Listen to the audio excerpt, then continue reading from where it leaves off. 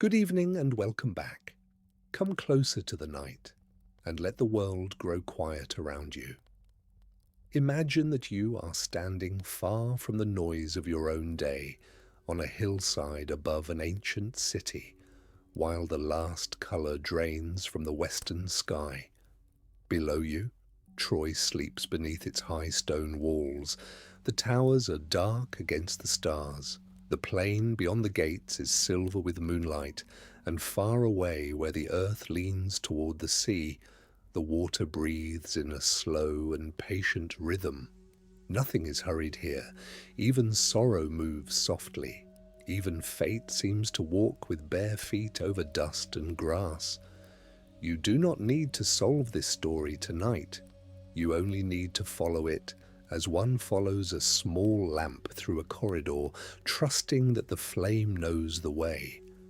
The city is called Ilion by some, Troy by others, and in the old songs it rises like a dream on the edge of Asia, watching the straits where ships pass between worlds. Its walls are said to be mighty, its gates famous, its horses swift, its princes proud. But at night, all fame becomes simple. A city is only a gathering of roofs, courtyards, sleeping children, warm ashes, folded cloth, and the soft breathing of people who believe morning will come. In the palace of King Priam and Queen Hecuba, lamps burn low in bronze dishes. Servants move like shadows. Somewhere, a lyre has been set aside. Somewhere, a cup of watered wine is unfinished, and somewhere within those rooms is Cassandra, a daughter of Troy, listening. Priam is old in the way kings become old, not only through years, but through decisions. He has known treaties, harvests, marriages, envoys, quarrels among sons, omens at dawn, and rumours that arrived with salt on their cloaks from the sea. Hecuba, his queen, is the deep hearth of the house, strong with the strength of women whose grief has not yet been asked of them, but is waiting nearby. They have many children, so many that the palace seems full of footsteps, voices, sandals, laughter, arguments, and the bright arrogance of young blood. Among them, Cassandra is not the loudest. She is not the child who must be watched because she breaks things. She is the one who watches what others do not notice. Her Greek name is often given as Cassandra, with the hard beginning sound of a stone set down carefully. In later tongues it becomes Cassandra, softer at the edge, but the woman is the same. A princess, yes, but more than a title. She is a listener at thresholds. She notices how birds change direction before a storm. She sees how a guest pauses before speaking a lie. She hears a crack in a cup before the cup is lifted. In childhood, such attention may be praised as cleverness. People smile and say the girl has sharp eyes. They do not yet understand that sharp sight can become a blade turned inward, especially when it shows what no one wishes to see. There are many versions of how the god Apollo came into Cassandra's life. Myths are like old tapestries, woven and rewoven by hands that remember differently. In some tellings, she and her twin brother Helenus fall asleep in a temple, and sacred serpents touch their ears, opening them to the speech of hidden things. In the more famous story, Apollo, lord of the silver bow, music, healing, plague, sunlight, and prophecy, desires Cassandra. He offers her the gift of seeing what will come. She accepts the gift, or is taught by him, or is drawn into his bright and terrible orbit. But when he seeks more than she wishes to give, she refuses him. Let the story pause there, gently. The old world often told such moments with the hardness of gods and kings, as if power were a kind of weather no one could question. But tonight, in this quieter telling, Cassandra's refusal matters. She's not ungrateful because she has a boundary. She's not cruel because she says no. She is a young woman standing before a god whose beauty is dangerous because it expects obedience. Apollo cannot take back the sight he has given. A gift once placed in the soul does not easily leave, so he changes its consequence. Cassandra will see truly, but when she speaks the truth, no one will believe her. The curse is almost silent. No thunder needs to break. No mountain has to split. A curse like this may enter the world as a breath near the mouth, as a coldness behind the tongue. From that hour, Cassandra's visions do not become false. That would be simpler, almost merciful. Instead, they remain clear. They arrive with the clarity of daylight on a blade of grass. She knows what is coming, and because she knows, she tries to warn others. Yet the moment her words reach another human ear, trust falls away from them. People frown, they smile sadly, they laugh too loudly.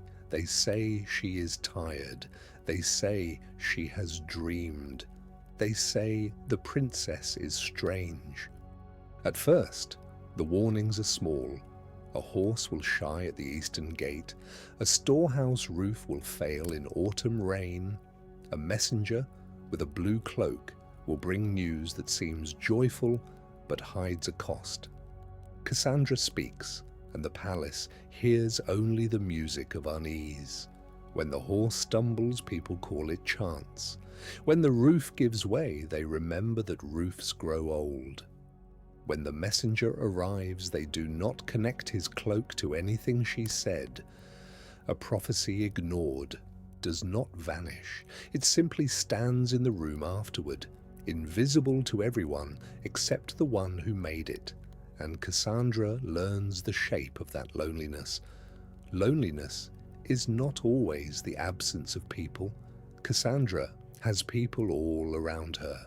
Sisters who braid hair in the morning, brothers who carry spears and smell of oil, leather, and dust, servants who bring linen, fruit, water, and news, priests who speak of sacrifices, musicians who tune strings in the courtyard. Yet loneliness can sit at the center of a crowded hall if the one truth you carry cannot cross the space between your heart and another's belief. Cassandra learns to watch faces close against her. She learns the slight turning of shoulders. She learns the tender cruelty of pity. To be pitied for seeing clearly is a special grief.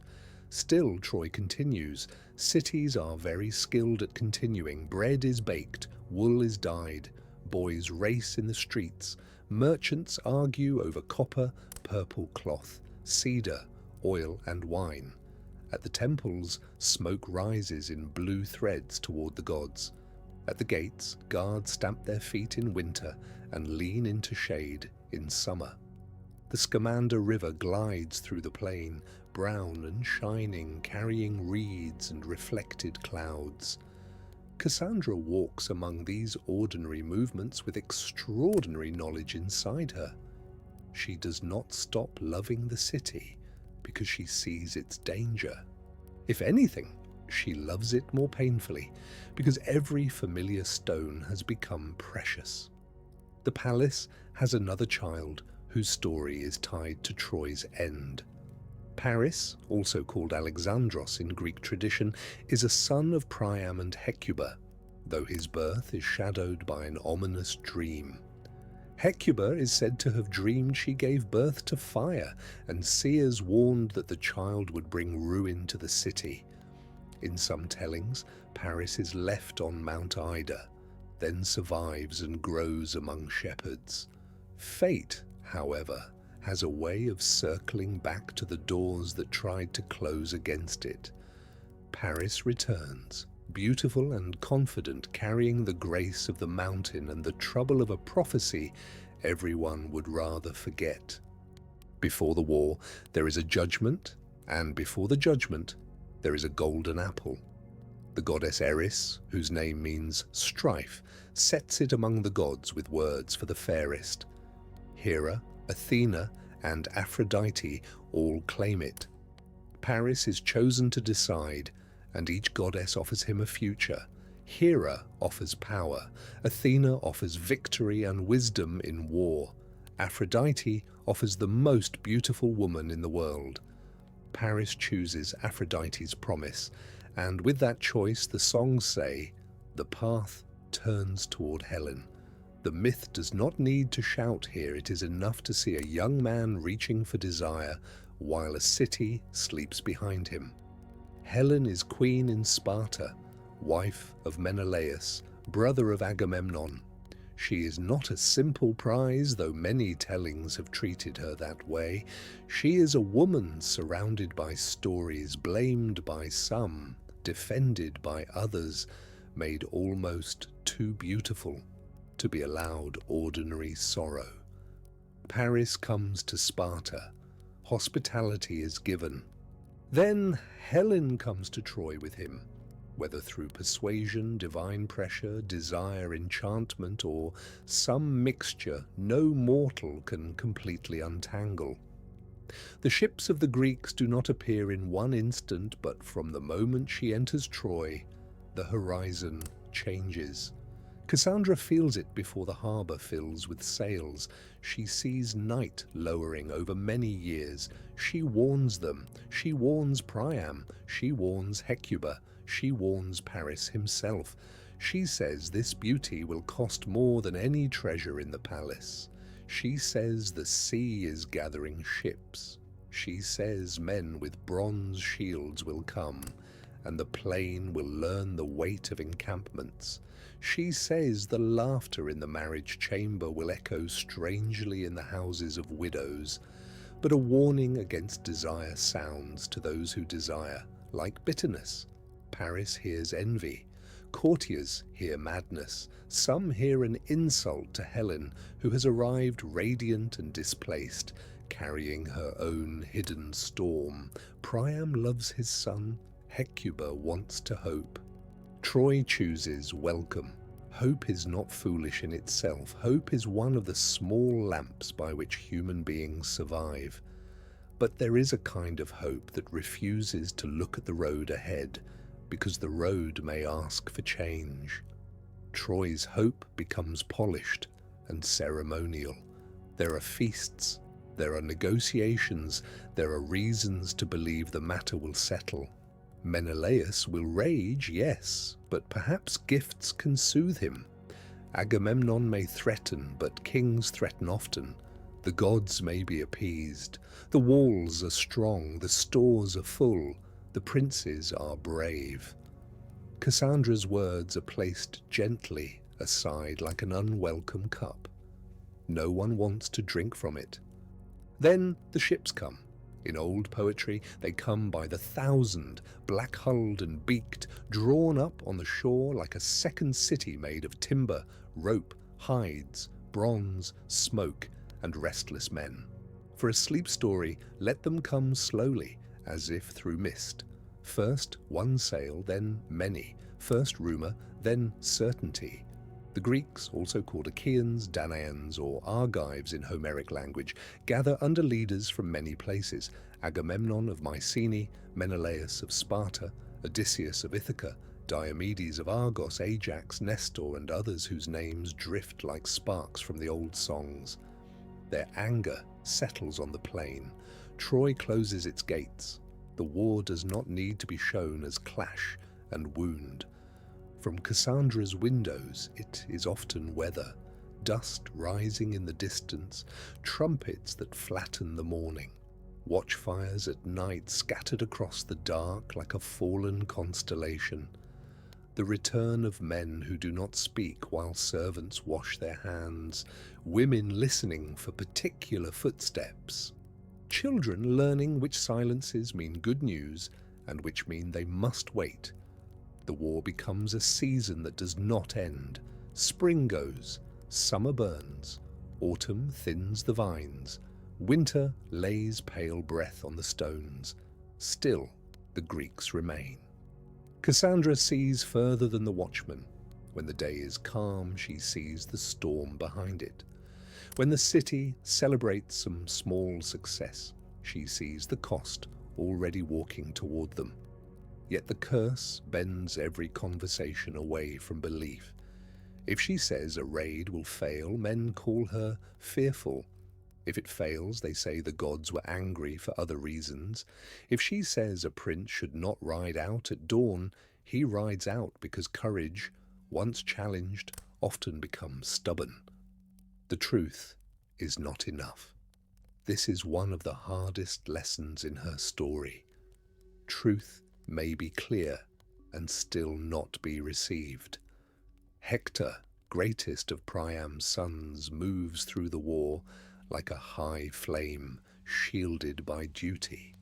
He is husband to Andromache, father to a little boy sometimes called Astyanax, and defender of Troy, not because he loves war, but because the city has placed its breath in his hands. Cassandra loves him as a brother and sees the shadow near him. She sees Andromache on the walls, sees the child reaching for a helmet plume, sees the tenderness that war cannot understand. She cannot save them by knowing. Knowledge without the power to change becomes a room with no door, and Cassandra lives in that room. Achilles is far across the plain, yet even his name enters Troy like cold light. He is the son of Peleus and the sea nymph Thetis, swift, brilliant, wounded in pride, and bound to a short, blazing fame. The story of Achilles belongs to another night, but in Cassandra's vision he is part of the dark machinery surrounding her city. She sees how grief answers grief. She sees how one death calls to another. She sees that glory, when sung by poets, may sound golden, but when lived by families it is often only absence at the table. Such thoughts are too heavy for the feasting halls, so she carries them alone. Priam grows older under the war's long hand. His beard whitens. His court becomes a place where news is weighed like metal, where hope and dread trade masks. Hecuba's eyes deepen. She has the look of someone counting children inwardly, touching each name as if it were a bead on a prayer string. Cassandra watches her mother and wants to tell her everything, and wants to spare her everything. But prophecy does not always choose what it shows. Sometimes Cassandra wakes before dawn with tears already on her face, not because something has happened, but because something will, and the future has visited her bed like a silent guest. The temples of Troy remain busy. People come to Athena, to Apollo, to Zeus who watches oaths, to the local gods of spring and gate and household. They bring honey cakes, woven fillets, wine, animals, flowers, and whispered promises. Cassandra enters sacred places with care. Apollo's brightness is not simple for her. He is the god whose gift opened her and whose punishment isolated her. If she prays, perhaps she prays not for forgiveness because she has done nothing wrong, but for endurance. Endurance is sometimes the only blessing left when the future will not turn aside. There are nights when Cassandra walks the inner wall. The city below her smells of cooling stone, smoke, animals, and human sleep. Beyond the gate, the Greek fires shimmer. Between the two, the plain lies bruised by years. She rests her hand on the wall and feels how old it is, how many masons shaped it, how many kings trusted it, how many children believed it would always stand.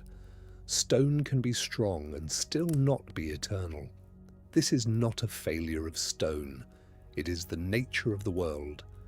Everything made by hands eventually returns to silence, but love makes us forget that, and perhaps love is allowed to forget for a while. Sometimes Helen and Cassandra pass one another in the palace. Imagine that meeting without blame. only with the heavy softness of two women placed at the center of men's stories. Helen may see in Cassandra a mirror she does not want. Cassandra may see in Helen a flame that did not ask to burn so many houses. What could they say? I know. I did not know. I'm sorry, I'm afraid. The myths rarely give them such a conversation, yet the spaces between old lines are wide enough for compassion. At night, perhaps each hears the other moving somewhere beyond a curtain, both awake, both surrounded by history's breathing. Year follows year, and the war becomes almost ordinary, which is one of war's quietest cruelties. People adapt to what should never have become normal. Children born after the ships arrive know no world without them. Young men who were boys at the first alarm grow into armor. Women learn to measure grain carefully. Priests learn which prayers comfort and which only exhaust the mouth. The market opens when it can. Songs are sung more softly. Weddings happen with glances toward the gates. Funerals happen with too little surprise. Cassandra moves among these days like someone hearing a low note beneath every melody. Yet she is not only sorrow. This matters. Cassandra is often remembered for doom, but no person is only the darkest thing that happens to them. She has mornings when sunlight warms her hands. She has memories of childhood laughter. She may love the smell of laurel leaves, the coolness of a clean floor, the sound of rain on roof tiles, the sight of her mother unbinding her hair at night. She may have moments when the future recedes and the present opens like a small garden. The curse does not erase her humanity. It makes her humanity more tender, because she continues to feel beauty while knowing it is fragile. The Greeks also tire. Across the plain, men dream of home, of olive trees, wives, fathers, sons, dogs that may no longer know their scent, fields gone wild, roofs needing repair. The war has trapped them too, though not in the same way. Odysseus thinks in coils and pathways, Agamemnon thinks in command and pride, Menelaus thinks of the wound to his house, Achilles thinks of honor, loss, and the burning measure of his life. Every campfire has its own grief. Cassandra's gift may show her enemies as human, and this is another burden, because hatred is easier when the other side has no face. The old songs gather around the death of Patroclus, the rage of Achilles, the death of Hector, and Priam's night journey to the Greek camp. Here, let those events pass like shadows on a wall. We do not need to stand close to them. We only need to know that grief deepens, and that Troy's brightest defender is taken from the city. When Hector is gone, the air inside Troy changes. Even those who still speak bravely hear the change. A pillar has fallen. Andromache's future narrows. Hecuba's heart breaks in a place no one can mend. Priam becomes both king and father in a sorrow too large for ceremony. Cassandra has seen it, and seeing did not soften the blow. This is another truth her myth carries. Knowing sorrow is coming does not make sorrow easy. Sometimes it makes every moment before it ache with anticipation. She may have watched Hector lift his spear on a morning that seemed ordinary and felt the future closing around him like a hand. She may have wanted to cling to his cloak, to speak as a sister instead of a prophetess, to say, "Stay, please stay." But the curse would make even love sound unreasonable. Hector, bound by duty, would go. Cassandra would remain, holding the knowledge that could not become rescue. After Hector, Troy does not fall at once. The city lingers. Mythic time stretches and folds. Other allies come, other champions rise and fade. Achilles himself is destined not to enter old age. Paris, guided in some tales by Apollo, will have a part in his end. Then Paris too will be wounded and die after seeking help from Oenone, the nymph he once loved and left. These later turns are often told quickly, but for Cassandra, they would not be quick. Each is another bead on the long string of what she has foreseen. Fate does not arrive only as one thunderclap. Often it arrives as many small footsteps. At last, the Greeks turn to cunning. Odysseus, patient as a shadow, is associated with the plan. A great wooden horse is built, enormous, hollow, strange and solemn. The Greeks burn parts of their camp or seem to abandon it. Their ships withdraw from sight, hiding beyond an island or headland while the horse remains on the plain before Troy. Morning comes and the Trojans look out upon absence. After so many years of watching enemy fires, they see empty shore. Imagine the feeling moving through the city. Disbelief first, then wild hope, then laughter rising too quickly, because it has been waiting for 10 years.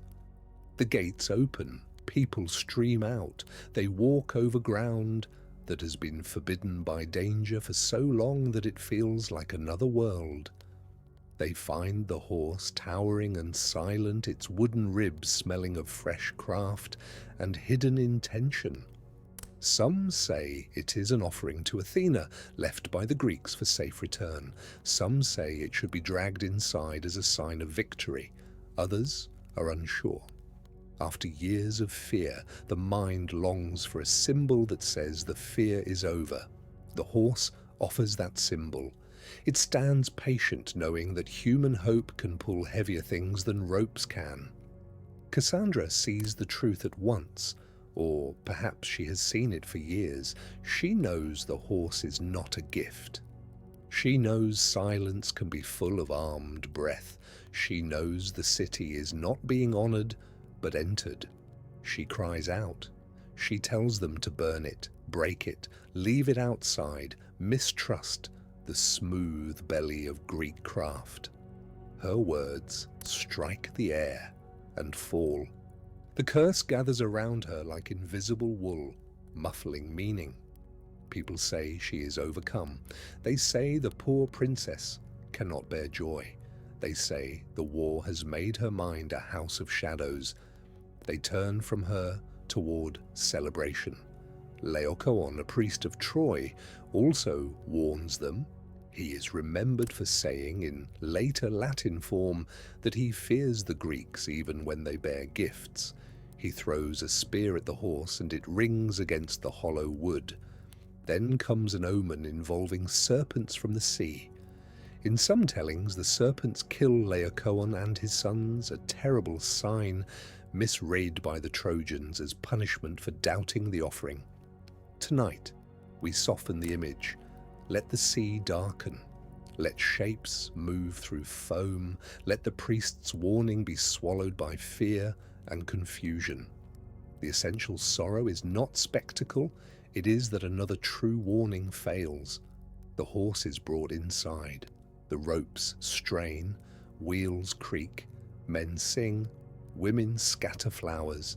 Children run beside the great wooden shape, touching it with amazed hands. Cassandra stands apart, and no one needs to tell her she is alone. She is surrounded by her own people at the moment of their greatest shared illusion. The city, that would not hear her, now cheers the instrument of its undoing. If there is anger in her, let it be honored. If there is despair, let it be held gently.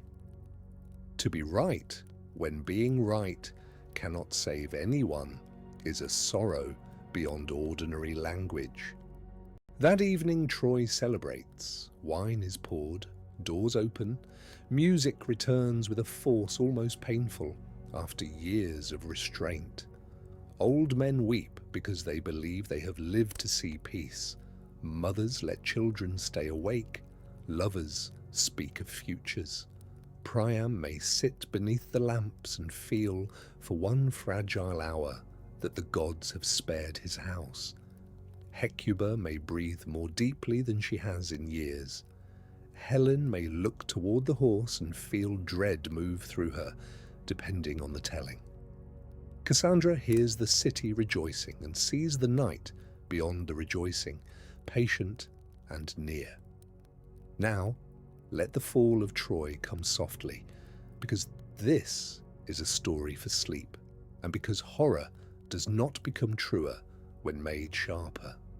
Late in the night, when songs have thinned and cups lie on their sides, the hidden Greeks emerge from the horse.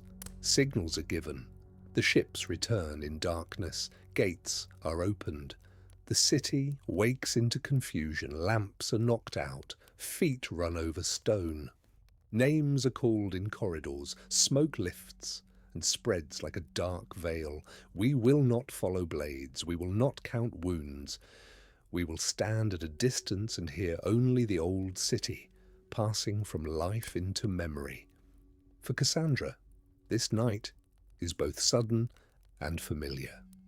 It is sudden because the body always startles when the door opens, even if the mind expected it. It is familiar because she has lived it in vision many times. She knows which halls will fill with smoke. She knows which altars will be crowded. She knows the way moonlight will fall across the floor. Perhaps she moves through the palace not as someone fleeing ignorance, but as someone walking through a dream already dreamed. That does not make her calm. It makes her sorrow ancient. Before the hour has finished, Priam's house falls. The royal line of Troy is broken and scattered. Hecuba, once queen of many rooms, becomes a figure of grief in the later stories. Andromache's path turns away from the city she loved. Helen's story will move back across the sea.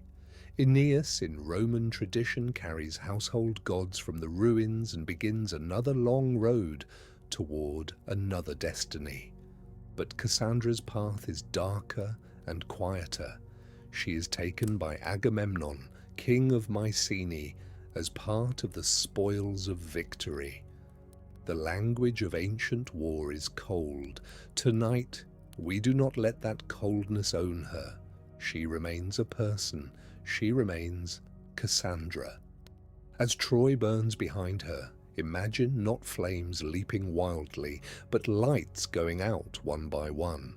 The bakery where morning bread once rose, the courtyard where children chased each other, the doorway where Hecuba paused in thought, the room where Cassandra first saw too much, the wall where she placed her hand and felt stone pretend to be eternal.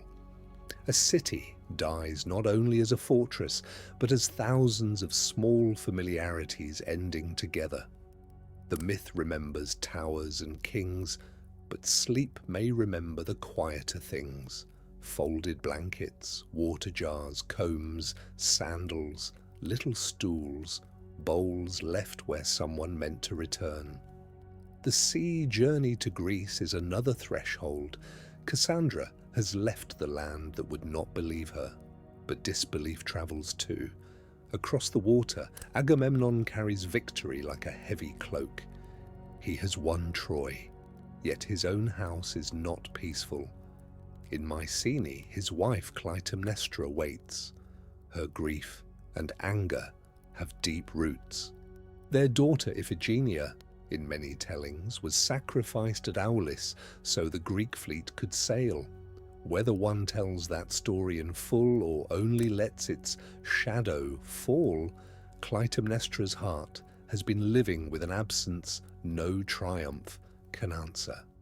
Cassandra sees this too. She knows the house ahead is not a refuge.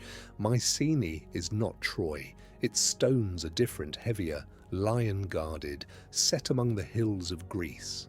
The air smells of other earth, other trees, other hearth smoke.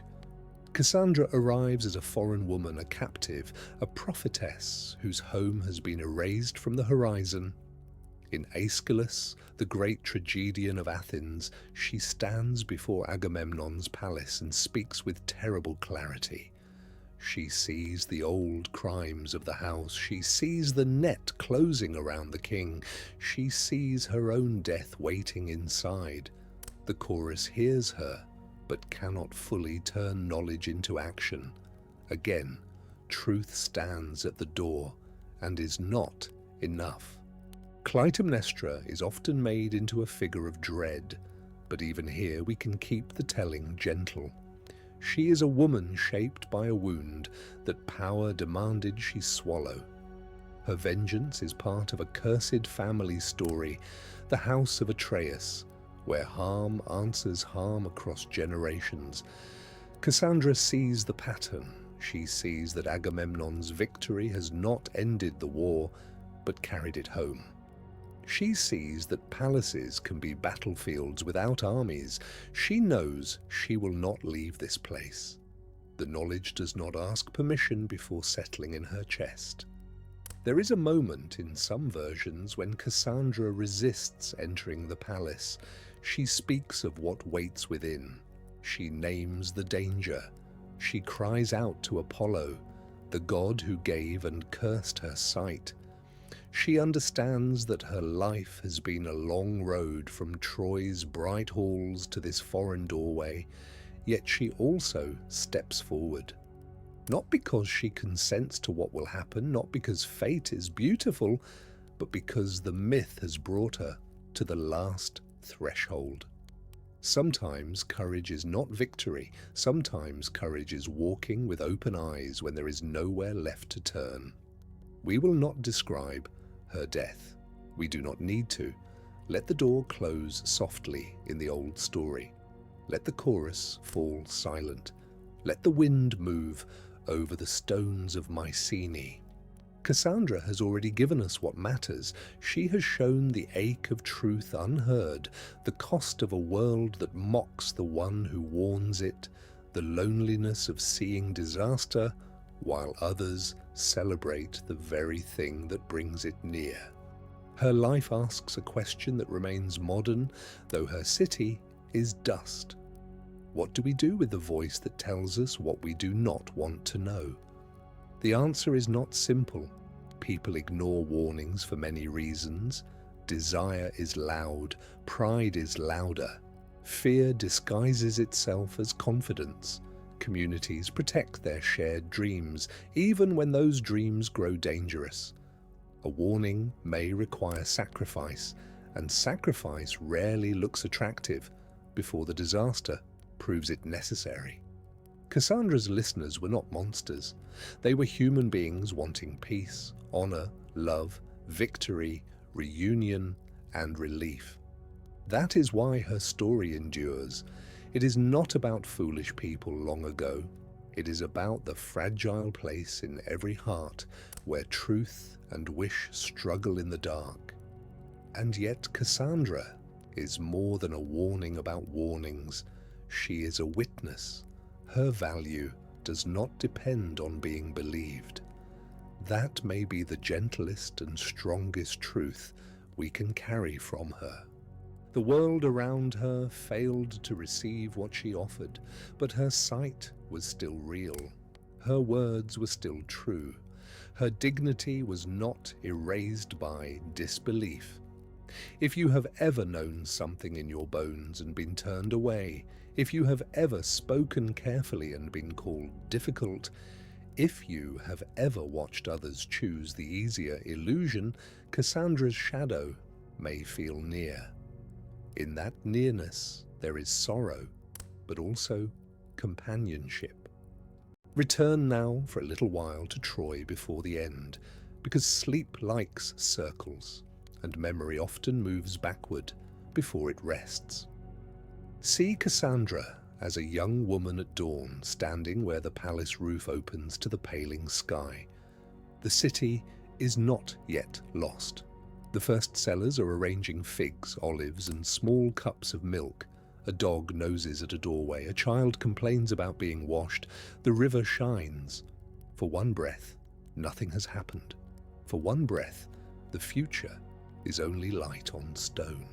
Cassandra receives that breath, and perhaps it helps her continue. Even the doomed have mornings. Even a tragic life contains moments that are not tragic while they are lived.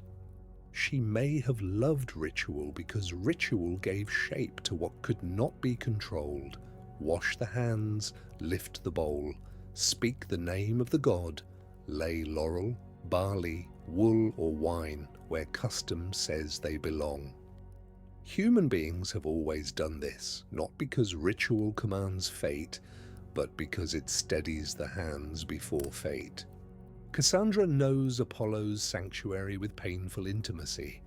The laurel is his tree, the lyre is his music, the sun is his symbol. But prophecy, his bright domain, has become for her a chamber where every window looks on to grief. Still, she may stand beneath his light, unwilling to surrender her own soul to his punishment. A lesser storyteller might say Cassandra was mad, because that is how many characters in the myth describe her, but the deeper story is stranger and sadder. She is not mad because she sees what others cannot. She is made to appear mad because others cannot bear the truth of what she sees. This distinction matters. It matters in myth, and it matters wherever difficult knowledge is dismissed because it disturbs comfort. Cassandra's curse is social as much as divine. Apollo changes not only her voice, but the ears around her. He makes a world in which truth arrives already discredited. Think of how exhausting that would be. Every sentence must fight a battle before it can even be understood. Every warning must push against a wall built from laughter, affection, impatience, and fear. If Cassandra grows sharp, they say sharpness proves her unreliability. If she grows quiet, they say silence proves there is nothing to fear. If she weeps, they say emotion clouds her mind. If she speaks calmly, they say she cannot truly believe her own vision. The curse gives her no acceptable shape. Whatever she does becomes evidence against her. This is why her tragedy feels so intimate across centuries.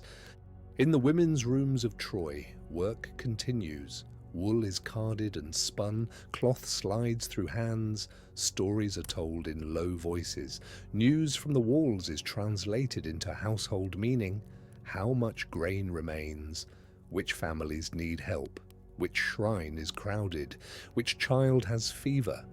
Cassandra may sit among them and feel the rough softness of wool between her fingers. Prophecy does not excuse anyone from ordinary tasks. Perhaps that is a mercy. The hand doing simple work can sometimes quiet the mind that has seen too much. Thread by thread, breath by breath, the present returns. The men in council may think the future belongs to spears, treaties, and decisions made beneath carved beams. Cassandra knows the future also belongs to overlooked things. A dream before birth, a choice made in vanity, a guest welcomed without wisdom, a warning laughed away, a wooden shape pulled through a gate. Myth teaches that history turns not only on battlefields, but on thresholds. Who is admitted? Who is dismissed? Which voice is honored? Which silence is mistaken for peace? Troy is a city of gates, and the most dangerous gate may be the one inside the mind. Paris remains, in this telling, not a villain carved from black stone, but a young man who cannot understand the size of what follows him. He is beautiful in the way disaster sometimes arrives beautifully.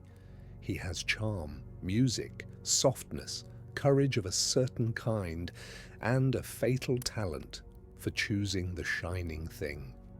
Cassandra's warning to him is therefore not only accusation, it may also be pleading. Brother, look. Brother, stop. Brother, the fire in mother's dream is not finished, but he hears only the part that wounds pride. Pride is a poor listener. Helen, too, is difficult to hold simply. The ancient poets themselves were not of one mind. Some imagined her in Troy, some imagined a phantom sent in her place while the real Helen waited in Egypt. Some blamed the gods, some blamed desire, some blamed men. For sleep, let her be human. Let her have moments of regret and moments of defensiveness, moments when she misses Sparta and moments when she cannot imagine returning. Cassandra may see that Helen is both cause and captive of the story, a woman turned into a banner by those who fight beneath it. The gods hover over all of this, but not as gentle guardians. Greek myth often gives the gods beauty, power, and immortality, but not always mercy. Hera, Athena, Aphrodite, Apollo, Zeus, Poseidon, and the others move through human lives like great weather systems with faces. They love, compete, punish, rescue, deceive, and remember slights for a very long time. Cassandra's life is caught in divine consequence, yet the human choices remain human. This is part of the old mythic balance. Fate may set the road, but feet still walk it. Desire may be God-touched, but hands still open the gate. When Cassandra looks at Troy's walls, she may remember that Poseidon and Apollo are sometimes said to have helped build them for King Laomedon, Priam's father. Even divine labor did not make the city safe forever. That knowledge humbles every fortress. We build, we bless, we guard, we trust, and still time moves. The wall is not meaningless because it falls. It sheltered generations. It held festivals, births, bargains, games, secrets, and songs. Troy's fall does not erase Troy's life. Cassandra's grief is so deep precisely because there was so much life to lose. The soundscape of the city changes as the siege lengthens. At first, there are loud councils, bold announcements, confident speeches. Later, there are more whispers. Sandals move quickly at odd hours. Messengers are received behind closed doors. Bronze is repaired rather than newly polished. The same jokes are told with less laughter. People begin to conserve oil. The old become careful with hope, rationing it like grain. Cassandra hears all of this as one might hear a song losing instruments, one by one, until only a drum remains, slow and low beneath the floor. Some nights, perhaps, she dreams not of Troy, but of places she has never seen. Mycenae, with its lion gate, Aulis, where wind failed the Greek fleet, Sparta, with Helen's empty rooms, Ithaca, rocky and patient, Phthia, where Achilles' father waits. The gift of prophecy may not respect geography. It may open roads through sleep, forcing her to visit griefs that belong to strangers. Imagine waking from the sorrow of someone you have never met, then being expected to smile at breakfast. Cassandra's life is not only foresight, but an unwilled intimacy with the suffering of the world. Apollo's curse may also alter memory. After each fulfilled warning, Cassandra remembers what she said, but others do not remember it in a way that grants her authority. They may remember vaguely, with discomfort, then turn the memory aside. This is painfully believable. People often revise the past to protect themselves from the knowledge that they were warned. They say the warning was not clear. They say many things were said. They say no one could have known. Cassandra knows. The past itself becomes another room where she is not believed. The wooden horse is especially cruel because it uses longing as its harness. Troy does not bring it in because the people love danger. They bring it in because they want the war to be over. They want sons to come home from the walls. They want fields planted without fear. They want marriages without mourning. They want to sleep without listening for horns. The horse wears the face of relief. That is why Cassandra cannot stop it. Warnings are hardest to hear when they stand between exhausted people and the rest they think has finally arrived. In another kind of story, Cassandra's final warning would break the curse. Her voice would ring through the city, everyone would awaken, the horse would burn outside the walls, and Troy would endure. But Greek tragedy rarely offers escape simply because truth is spoken. It asks us to sit with the harder reality that truth must be received, not merely uttered. Cassandra does her part. The failure belongs to the world around her. There is a strange comfort in naming that. She is not responsible for every ear that closed. When the horse passes the gates, imagine Cassandra placing her palm against the stone one last time. The gate that kept enemies out now admits them in symbolic form, garlanded and praised. The hinge groans, dust falls, the people pull, the sky remains innocent blue. Birds cross above, unconcerned. Often the world does not darken at the moment of error. The sun may shine beautifully on the day a fatal choice is made. This too Cassandra knows. Doom does not always announce itself with darkness. Sometimes it arrives beneath flowers.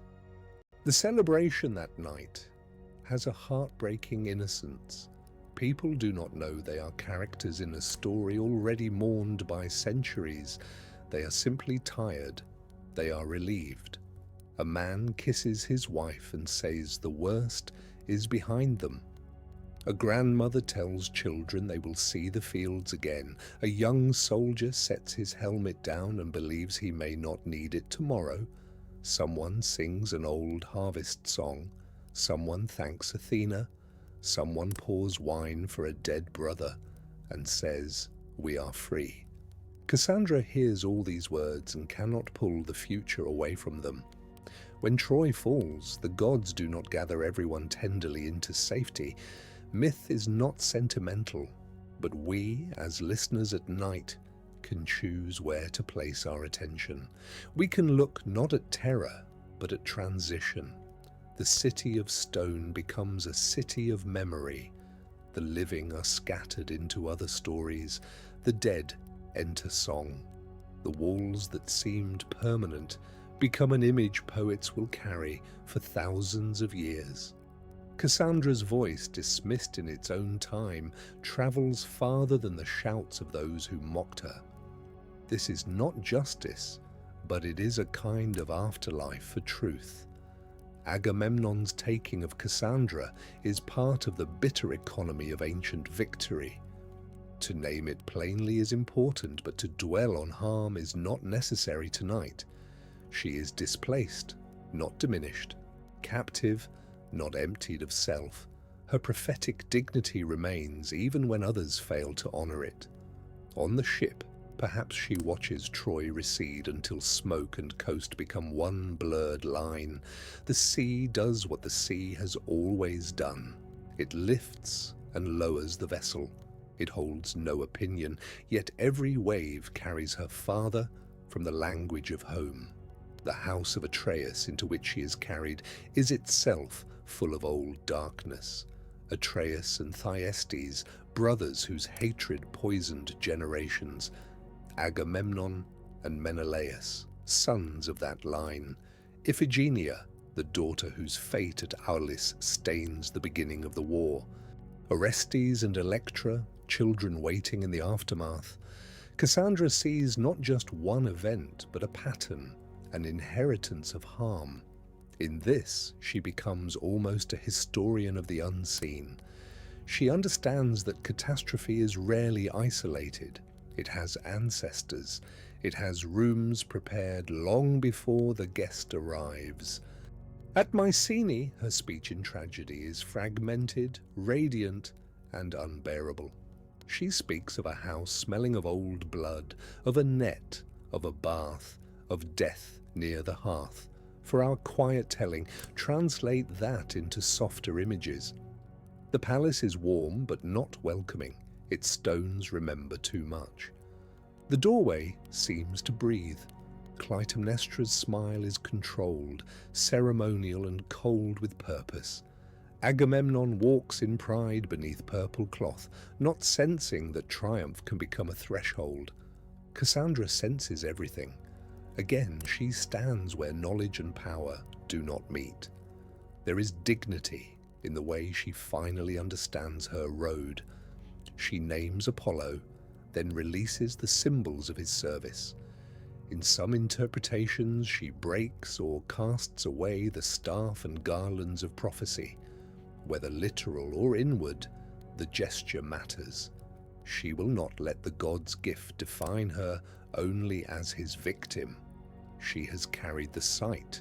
She has paid for it. At the end, she steps toward what she sees not as a defeated madwoman, but as one who recognizes the shape of the story and refuses to lie about it. Afterward, the myths continue without her. Orestes will return, Clytemnestra will fall, the Furies will pursue. Athena will help transform vengeance into trial, and the old blood cycle will move toward law in Athenian imagination. But Cassandra's part is complete. She has spoken enough. Perhaps that is why her silence afterward feels so vast. A voice ignored for so long finally rests, and the world, too late, understands that it had been listening to truth all along. What remains of Troy now? Archaeologists have found layers of cities at Hisarlik in modern Turkey, one Troy built upon another, burned, rebuilt, altered, remembered. History and myth do not lie neatly on top of each other, but they speak across the same ground. The Cassandra of poetry may not be a figure we can document like a name in a ledger, yet her emotional truth is real. Every age has known people who saw danger clearly and were dismissed until the cost arrived. Every age has had its Troys, its horses, its celebrations before midnight. Because this is a sleep story, let the lesson soften before it hardens into worry. You do not need to stay awake guarding every gate. You do not need to become Cassandra tonight, scanning every shadow for the future. The purpose of the myth is not to make rest impossible. It is to honor the part of the heart that has tried to speak wisely, and to remind us that truth can be gentle even when it is unwelcome. In sleep, the mind sorts what waking could not. In dreams, perhaps even Cassandra finds a city where she is heard. Imagine such a city for her, not the Troy that fell, nor the Mycenae that waited, but a quiet place beyond the reach of Apollo's curse. There, when she says the rain is coming, someone brings in the grain. When she says a guest is false, someone listens carefully. When she says a child is frightened, someone kneels. When she says the horse is hollow, the people set down the ropes. It is only an image, but images can heal what history cannot.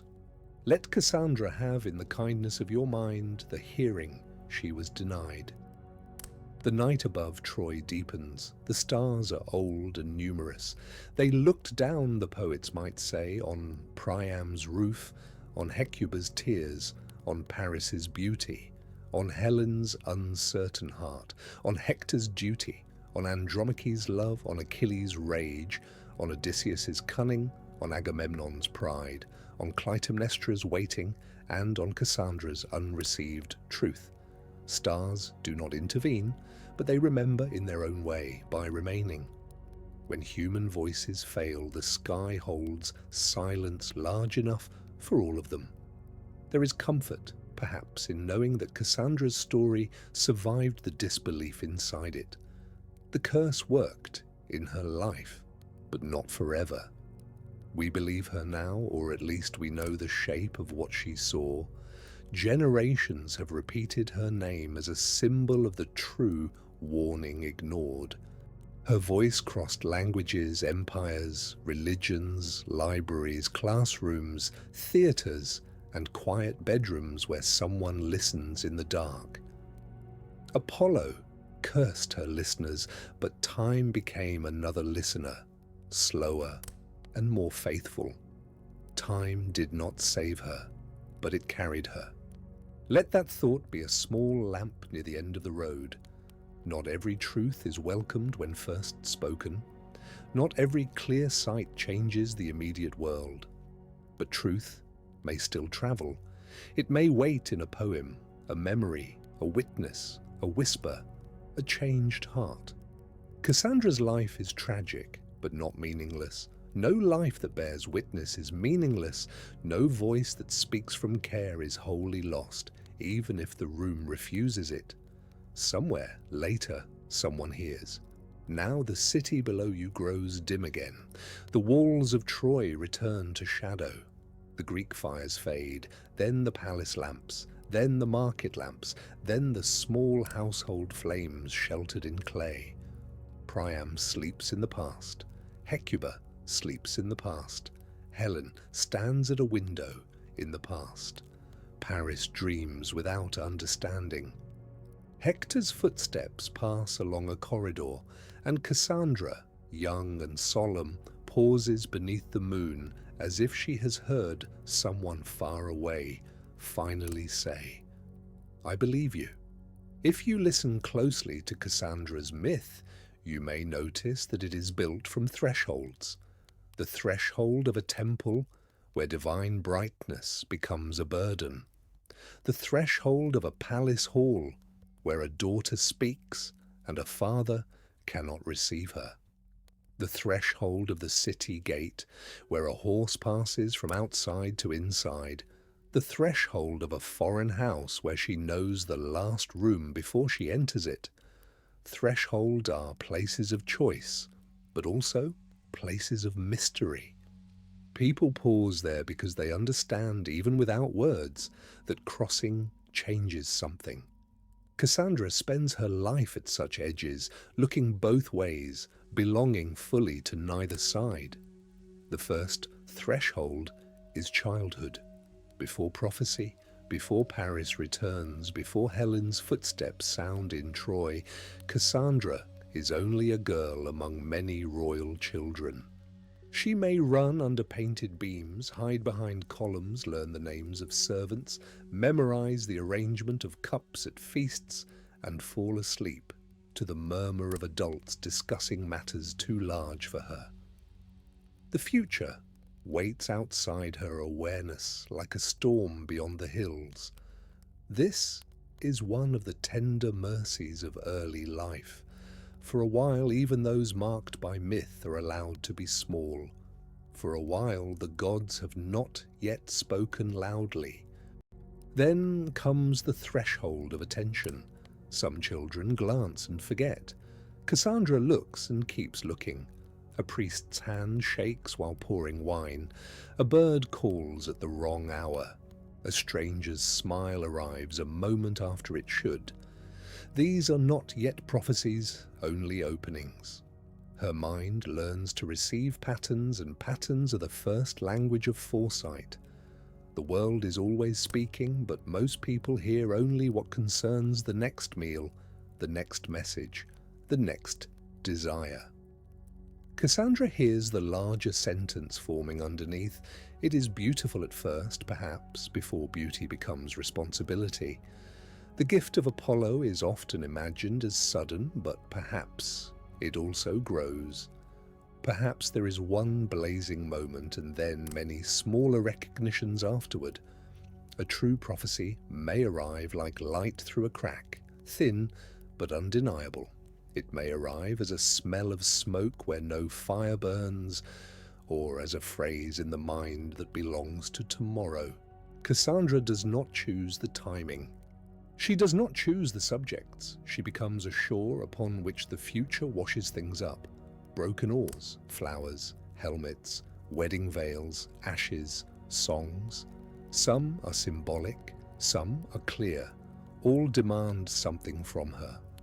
The curse changes the shape of speech. Before it, language is a bridge. After it, language becomes a bridge that vanishes while she is crossing.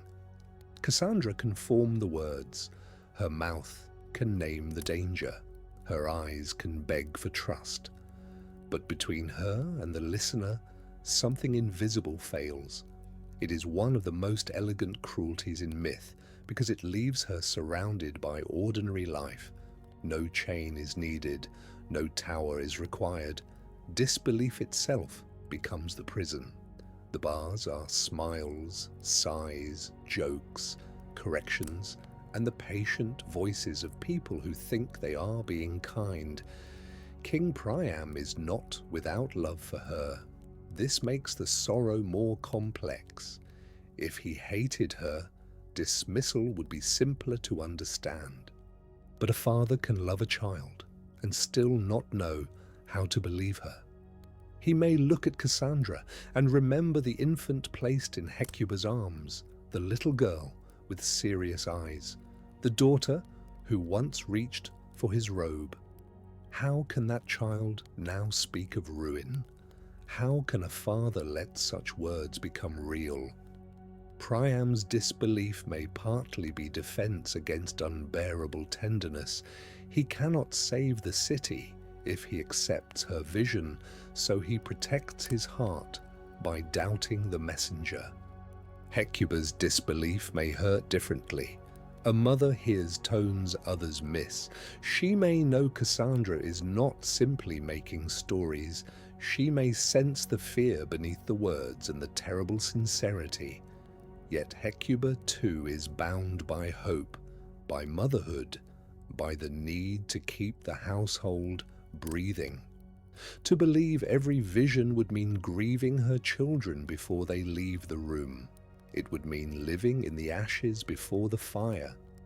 Perhaps she comforts Cassandra, strokes her hair, tells her to rest, and in that comfort is love, but also refusal. The mother holds the daughter, while not quite holding the truth. Among Cassandra's brothers, reactions vary. Some laugh because young men often defend themselves with laughter. Some avoid her because her gaze makes their courage feel fragile. Some are tender in private but dismissive in public, unwilling to seem afraid before others. Hector, noble and burdened, may listen more deeply than most, yet even he cannot abandon the role given to him. Duty can make disbelief unnecessary.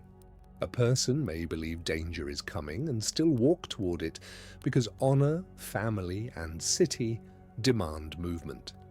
Cassandra's tragedy touches even those who half believe her, because half-belief rarely saves anyone. The court has its own weather. Courtiers learn which opinions are safe.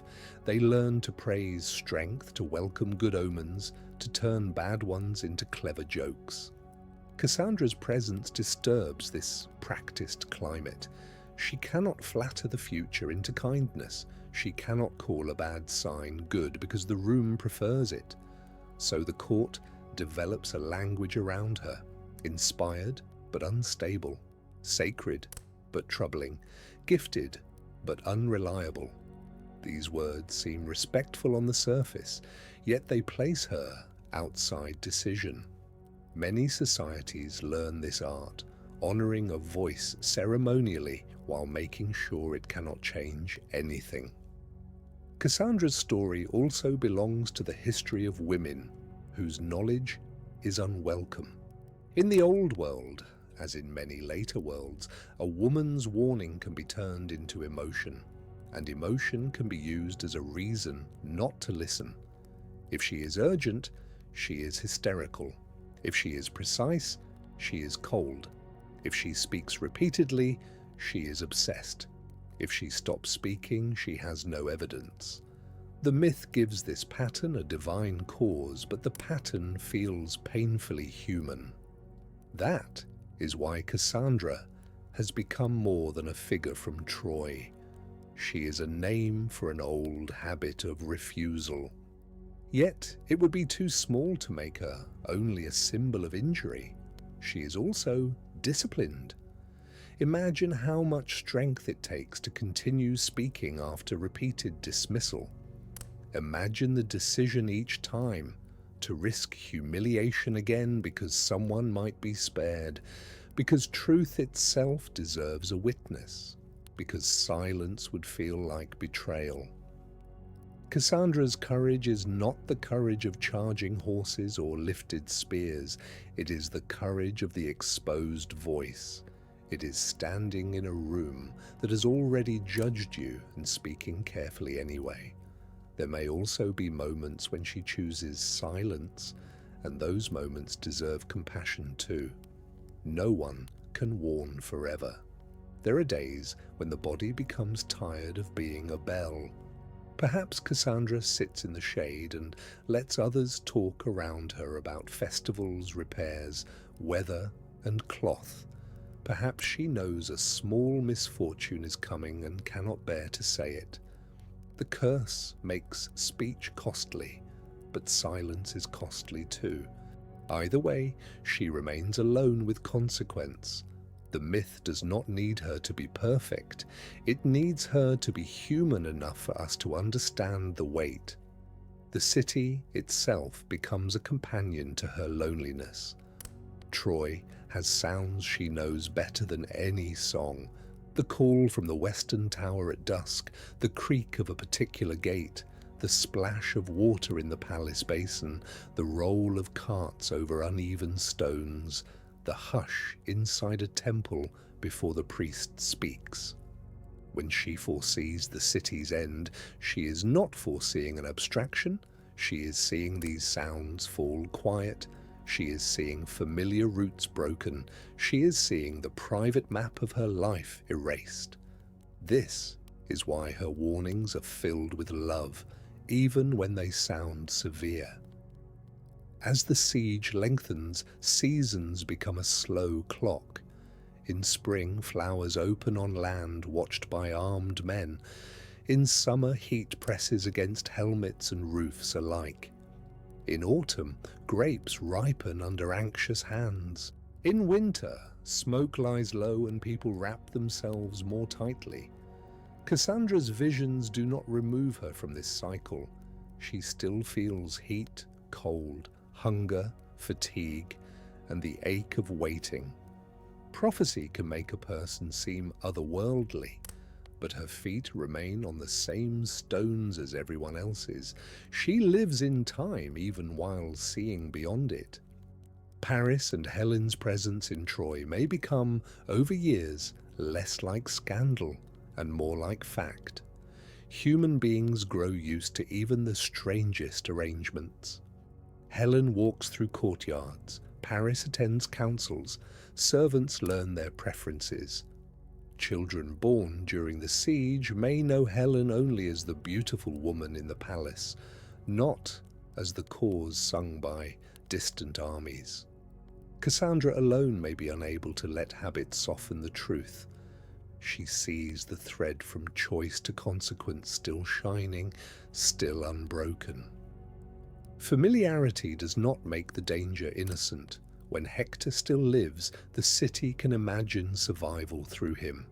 His name steadies people, mothers speak it, guards repeat it, Priam depends on it, Hecuba fears for it, Andromache loves the man beneath it. Cassandra sees both the public flame and the private person. She knows the cruelty of making one human being into a wall. No son, however brave, can be stone enough for a city.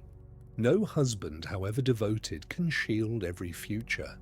Hector's nobility makes the tragedy brighter, not easier, because noble people can still be destroyed by forces larger than themselves. Andromache's sorrow is a quiet echo of Cassandra's. She too understands loss before it fully arrives. She begs Hector to be careful, to think of her and their child, to remember that his life is not only his own. Her words are believed emotionally perhaps, but not obeyed practically.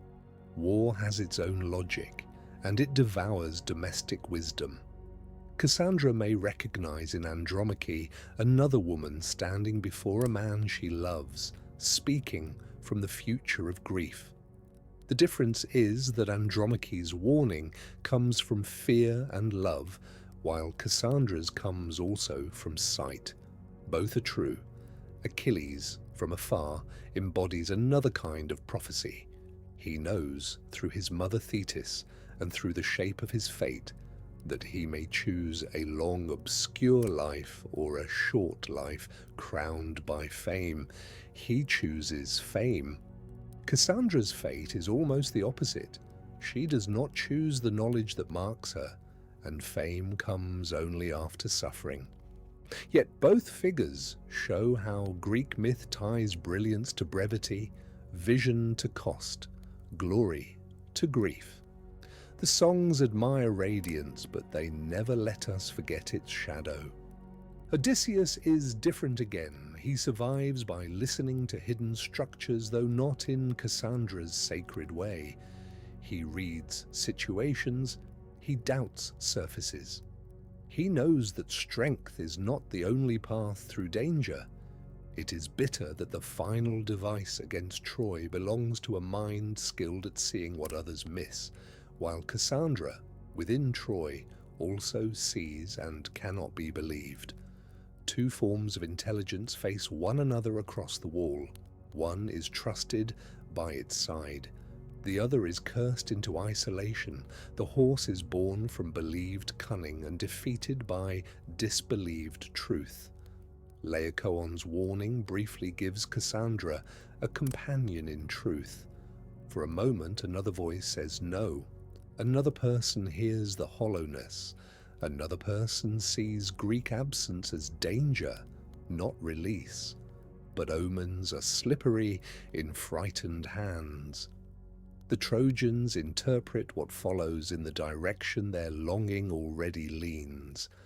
This is a subtle lesson. Signs do not speak without interpretation, and interpretation is shaped by desire. A people desperate for peace may read danger as blessing, if blessing is what they need. Cassandra's clarity cannot compete with collective exhaustion. The horse itself is a masterpiece of symbolism because it looks like an offering. It borrows the language of religion, victory, and gratitude. It stands where an altar might stand, large and solemn, inviting reverence. To destroy it would feel to some like impiety. To reject it would feel like rejecting the end of suffering. Cassandra understands that evil, or simply danger, rarely arrives announcing itself plainly. It may arrive dressed as a solution.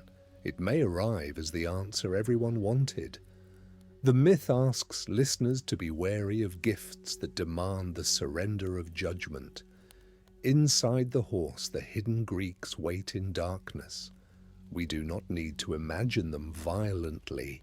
Think instead of breath held, knees cramped, hands on wood, the smell of pitch and sweat, the patient terror of men committed to a plan that cannot be reversed.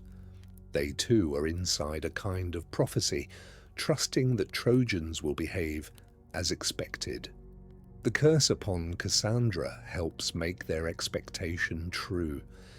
It is a strange convergence, divine punishment, human longing, clever strategy, and exhausted hope, all meeting inside one wooden body beneath the stars. When the city brings the horse in, it performs its own undoing with ceremony. This is what makes the scene so haunting. The ropes are pulled by hands that want life. The songs are sung by throats that want peace.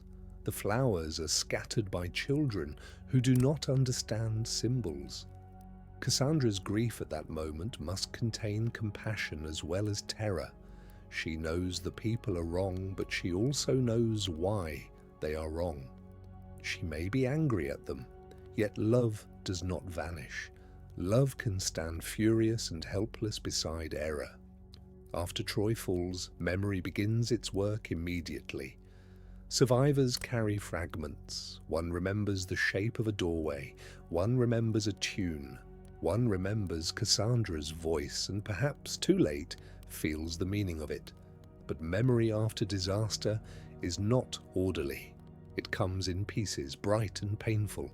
The city that once existed in streets now exists in minds, and minds are fragile vessels. This is why poetry matters in the ancient world.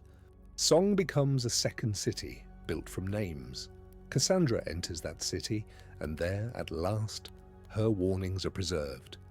In Mycenae, the air of the story changes from siege to aftermath. The war is over, but peace has not begun. This is one of the oldest truths about violence. It travels home in those who survive it. Agamemnon returns with spoils, honor, and hidden debts.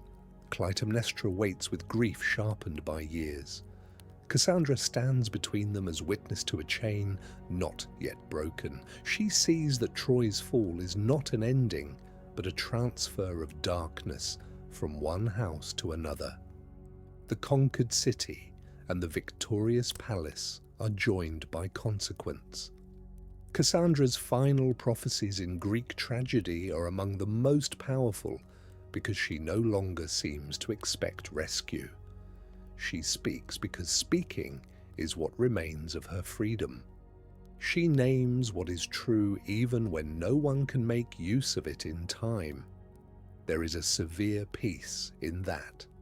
Not happiness, not acceptance of injustice, but a last refusal to participate in illusion.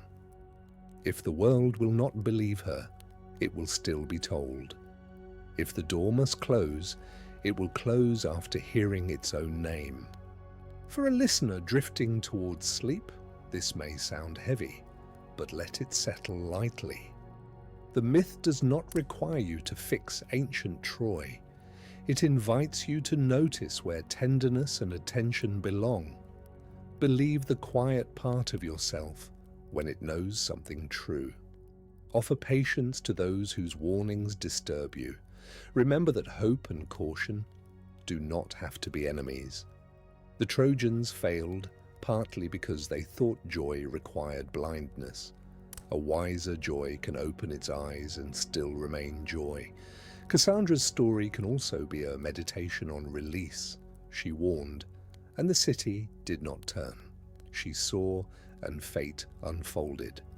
There comes a point in every human life when responsibility reaches its edge. We can speak with care. We can act where action is given to us. We can love, advise, prepare, and witness. But we cannot live inside every other person's choice. Cassandra's sorrow is extreme, but it carries this quieter teaching too. When you have spoken truly and kindly, the outcome is not always yours to hold. So let the old city become gentle in the mind. Let its towers stand under moonlight without needing to burn again. Let Priam be not only the grieving king, but also the father who once held children on his knees. Let Hecuba be not only lamentation, but also the queen whose hands knew the textures of linen, bread, and hair. Let Paris be not only error, but also a lost child of Ida. Let Helen be not only beauty, but also bewilderment.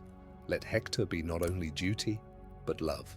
Let Cassandra be not only doom, but truth with a human face. The name Cassandra has traveled so far that it sometimes becomes a label used too quickly. People say someone is a Cassandra when a warning is bleak or inconvenient. But behind the label stands a person in a story, a daughter, sister, priestess, captive, witness, and woman whose inner life was larger than her curse. To remember that is to restore depth to the symbol. She is not a metaphor first. She is a mythic presence who asks for reverence. Her pain should not be used lightly, but understood slowly. Near the end, imagine Apollo's light changing. At first, it is harsh, the light of exposure, curse, and unwanted seeing. But as the story passes into sleep, the light softens into evening gold on ruined stones. The god's cruelty does not get the last word. Cassandra's endurance does not become his possession. Her truth loosens from the curse and enters the wider human keeping of myth. What was meant to isolate her becomes, over centuries, a bridge toward others who understand. The same gift that wounded her also lets her voice continue. And if truth itself could rest, perhaps it would rest like this, not as a shout in a council chamber, not as a cry at a gate, but as a small, steady flame, after everyone has stopped arguing. It does not need to convince the night, it simply burns. Cassandra's truth burns that way now, quiet and indestructible in memory. The city did not receive it in time, but the story receives it. The listener receives it. Sleep receives it, not as alarm, but as recognition. Some things are real even when the world refuses them. Now the hillside returns. You are above Troy again, outside the rush of years. The plain is empty of armies. The sea is calm. The walls stand and do not stand because myth allows both memory and loss to occupy the same place. Cassandra is there and not there, a figure near the gate, her dark hair stirred by night wind, her face turned toward a future that no longer needs to hurt her. She has spoken. The city has faded. The stars remain. Beneath them, all troubled stories grow quieter. Consider also the gentleness hidden in the act of naming. Priam names his daughter, and the city knows her by that name long before the curse makes it heavy. A name is first a call across a room, a way to bring someone to supper, a sound spoken by nurses, siblings, and friends. Later, Cassandra becomes a word for warning, but before that, she is simply herself. Sleep can return her to that first dignity, not a lesson, not a symbol, not a doomed voice in a burning city, but a child answering when someone who loves her calls. The old poets often begin with anger, but Cassandra's story asks us to begin with listening. Listening is different from agreeing too quickly. It is the careful hospitality of the mind. It lets a difficult word sit down before deciding what to do with it. Troy fails at this hospitality. The city welcomes Helen with splendor, welcomes the horse with garlands, welcomes hope with songs, but it does not welcome Cassandra's truth. The contrast is quiet and devastating. A city may open its gates to many things and still keep wisdom outside. In the temples, smoke rises because people believe the gods can smell devotion. It curls upward from barley, wine, and sacrifice, thinning as it climbs. Cassandra's prayers, if she offers them, may feel like smoke too, visible for a moment, then scattered. Yet scattered does not mean wasted. Prayer can be a way of arranging the soul when the world will not arrange itself. Perhaps she prays not for the future to change, but for her heart not to harden.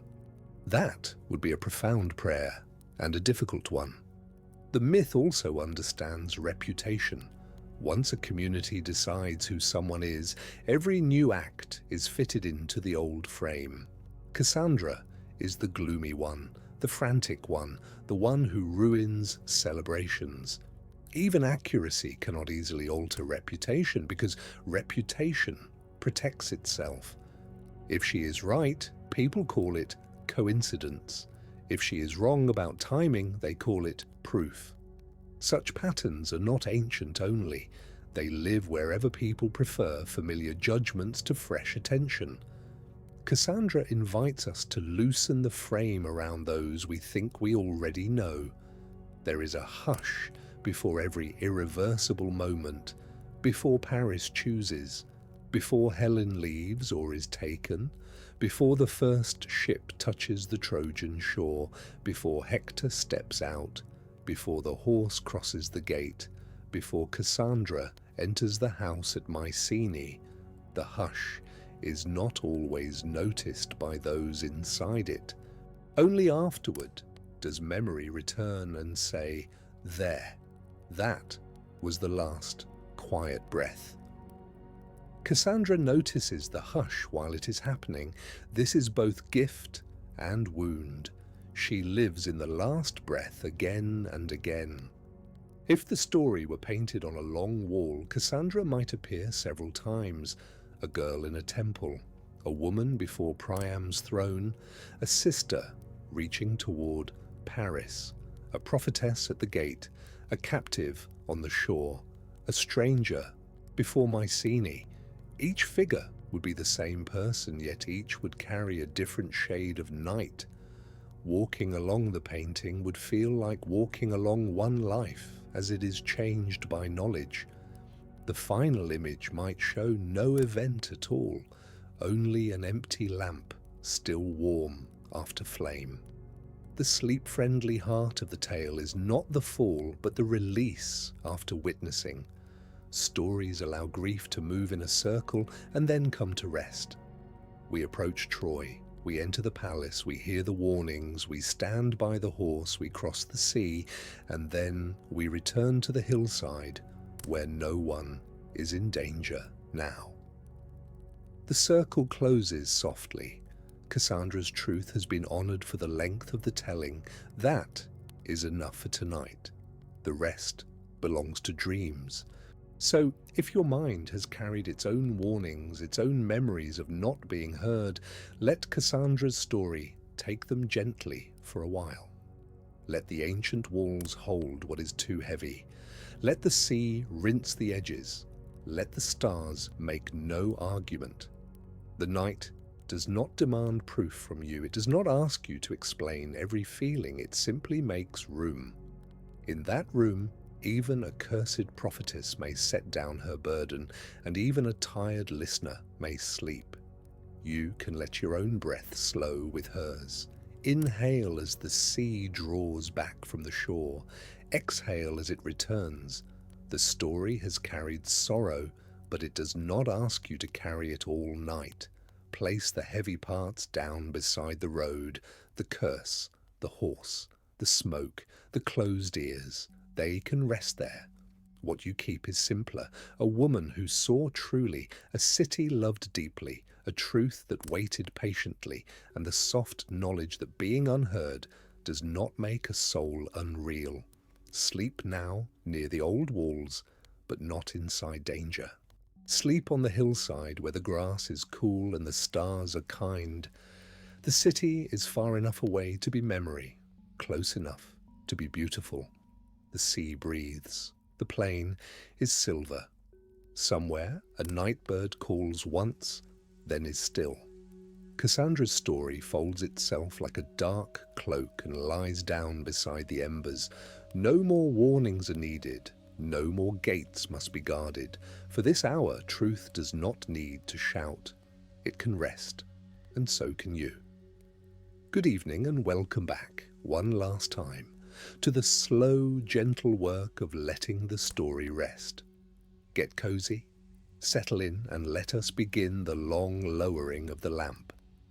The tale of Cassandra has been carried by many tongues across the ages, by prophets ignored, by witnesses unheard, by women who knew that being right is not the same as being believed.